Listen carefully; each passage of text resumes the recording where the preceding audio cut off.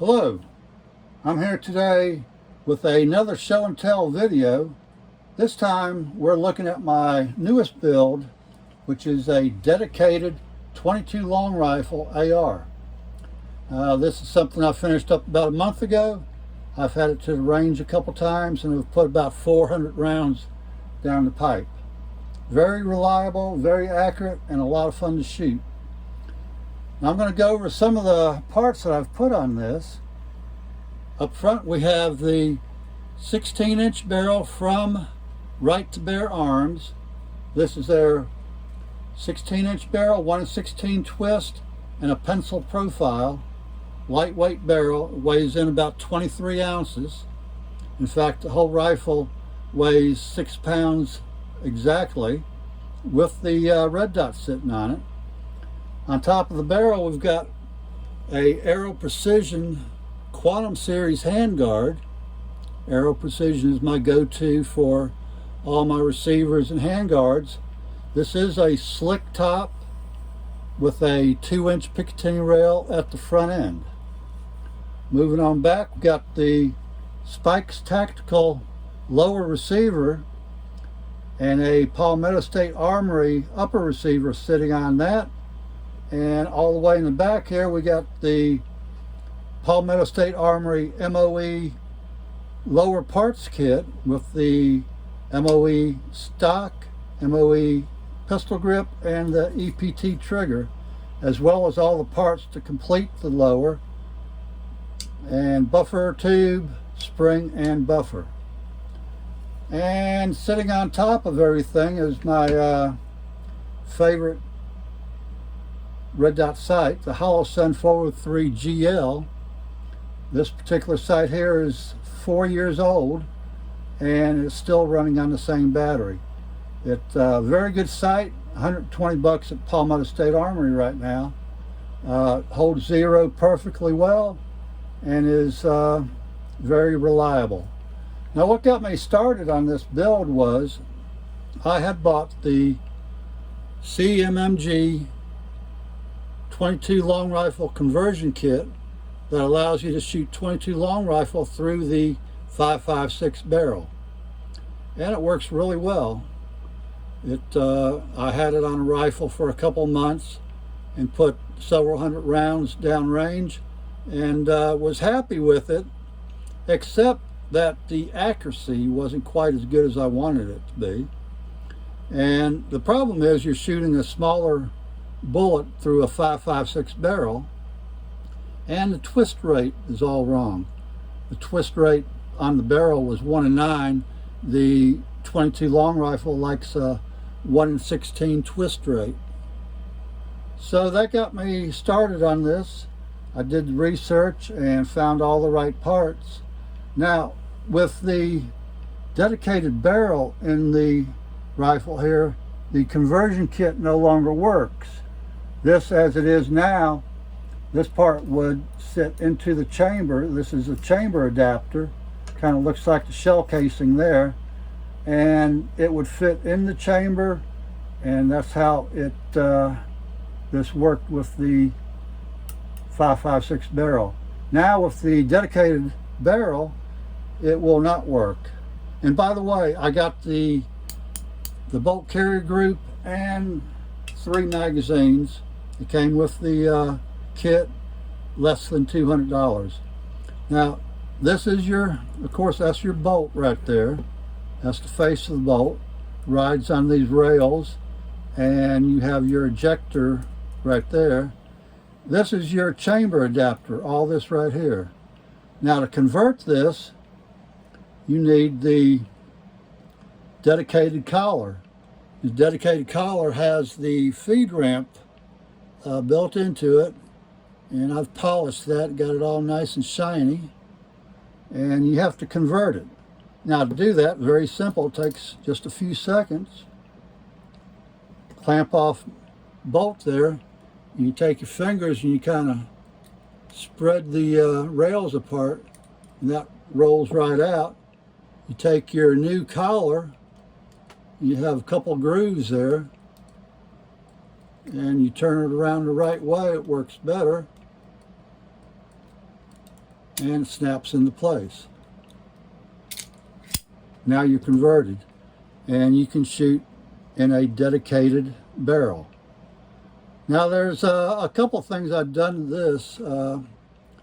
I had to change out the extractor, and the one that came in at the CMMG one, the extractor chipped where the claw is, where it fits down over the rim of the cartridge. So I had to put a new one in. This one came from borebuddy.com.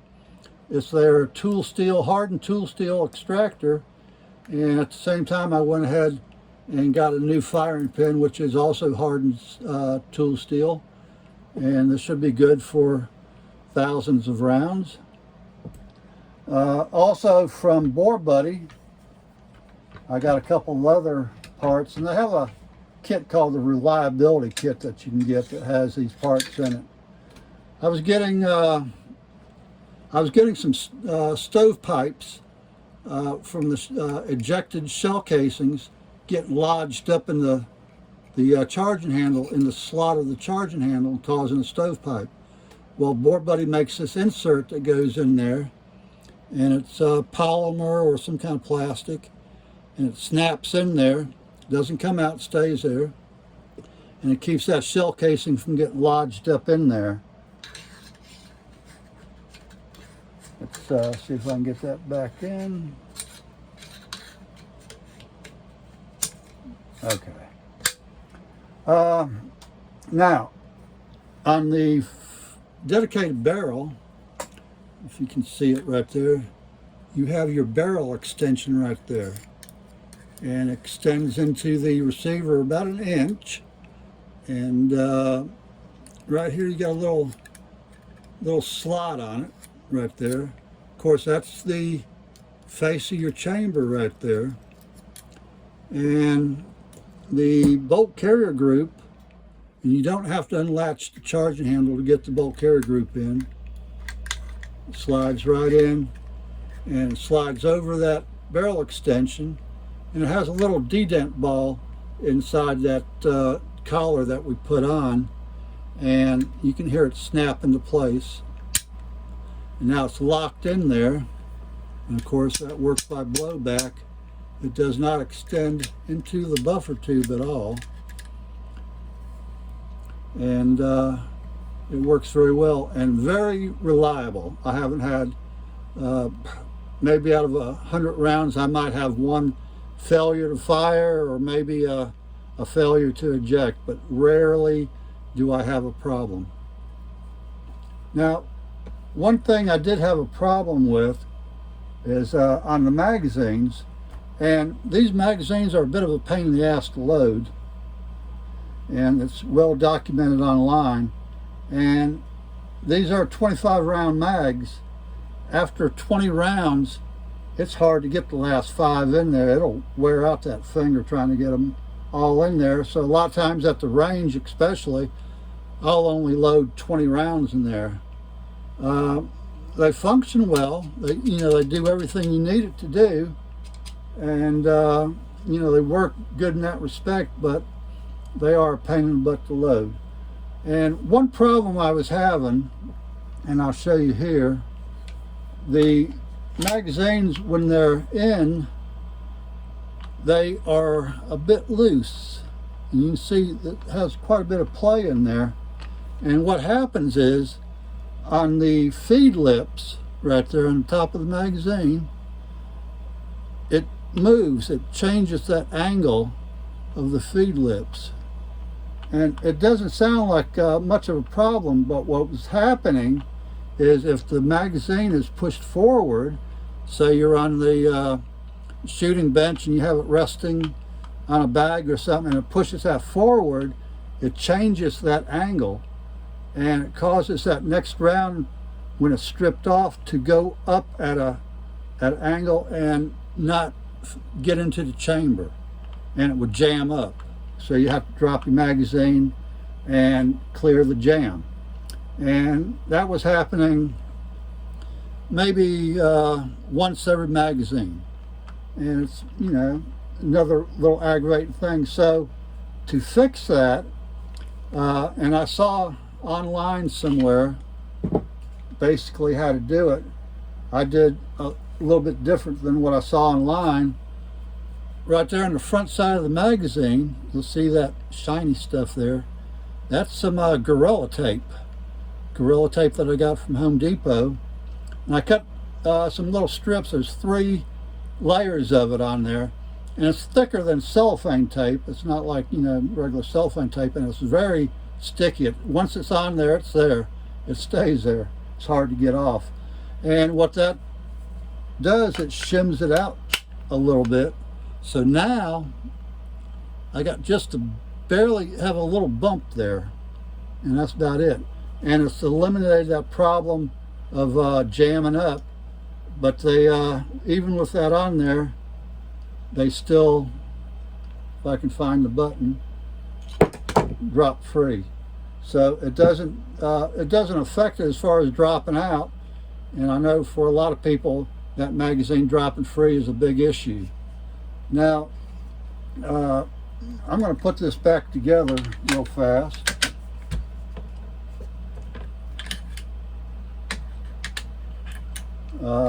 Yeah, pull that out.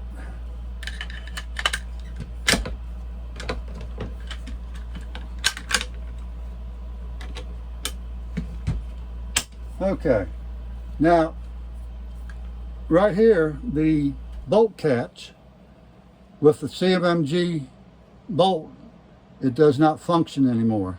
It will not hold that bolt open on the last round. The bolt hold comes from the magazine, and it locks open on the follower, on the mag follower. But when you drop that mag, it closes the bolt. And you know, it's a bit of a pain in the ass, but and at the range, you want that bolt to be open. The range master get onto you if that bolt's not open. So you would have to flag it or put a cartridge in there or something. But the stock AR15 bolt catch will not work. This bolt catch I have here is an aftermarket, and it came from a company called Catch 22. And it's made for the CMMG type magazines. And what that will do is you can rack it and lock the bolt open manually. So now your bolt's open. But of course, once you fire your last round, the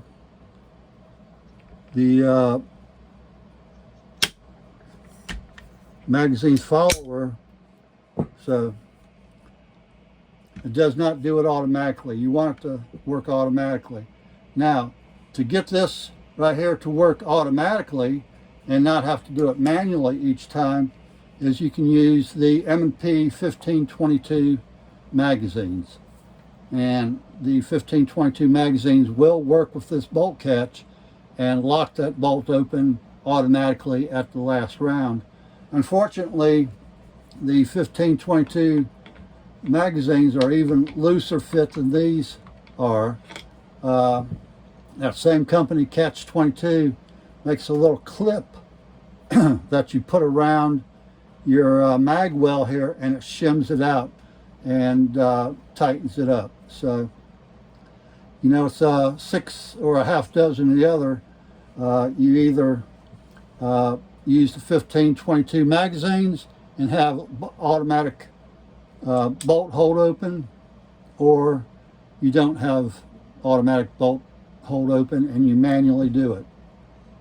Other than that, you know, it's, I guess, a minor problem.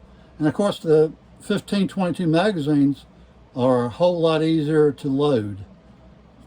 They have that little slot that you can pull the lever down, and it helps load them up a lot easier. So I think that's about all I have for you today. I'm going to leave it there, and we'll catch you on the rebound.